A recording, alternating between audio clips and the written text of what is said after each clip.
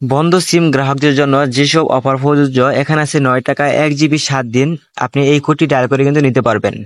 তারপর আছে 109 টাকায় 115 মিনিট প্লাস 6 জিবি যার মেয়াদ থাকবে 30 দিন আপনি কিন্তু এই কোডটি ডায়াল করে নিতে পারবেন। টেলিটক বন্ধ সিমের অফার কিভাবে চেক করতে হয় সেটি আজকের এই ভিডিওতে দেখিয়ে দিব। তো ভিডিওটি সম্পূর্ণ দেখবেন এবং চ্যানেলটিতে নতুন থাকলে অবশ্যই চ্যানেলটি সাবস্ক্রাইব করে রাখবেন।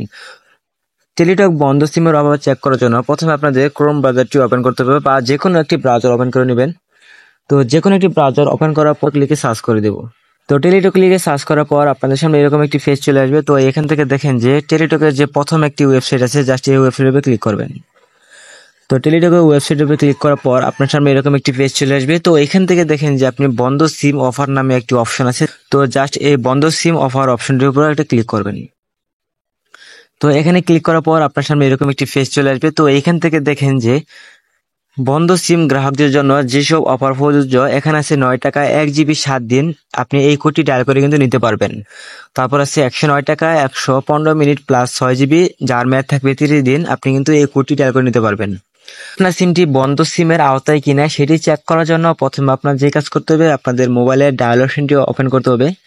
তো মোবাইলের ডায়াল অপশনটি ওপেন করার পর আপনি এখানে জাস্ট লিখে দিবেন। তো আমি মোবাইলের প্রথমে ডায়াল অপশনটি ওপেন করে নেব। তো মোবাইলের ডায়াল অপশনটি ওপেন হওয়ার পর জাস্ট আপনি 1555 *। তো আপনি যদি আমাদের চ্যানেলটিতে নতুন হয়ে থাকেন অবশ্যই চ্যানেলটি সাবস্ক্রাইব করে রাখবেন এবং পরবর্তী ভিডিও পাওয়ার জন্য। তো তারপর আপনার যে কাজ করতে হবে, আপনাদের যে টেলিটক নাম্বারটি আছে সেই নাম্বারটি জাস্ট এখানে উঠিয়ে দিতে হবে।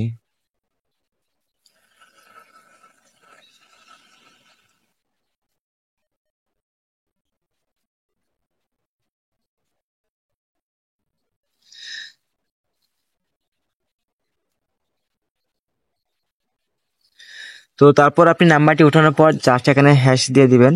তো এই কোডগুলো উঠানোর পর জাস্ট আপনি আপনার টেলিটক সিম দিয়ে জাস্ট কল দিয়ে দিবেন। তো টেলিটক সিম দিয়ে কল দেওয়ার পর আপনার সামনে এরকম একটি পেজ চলে আসবে।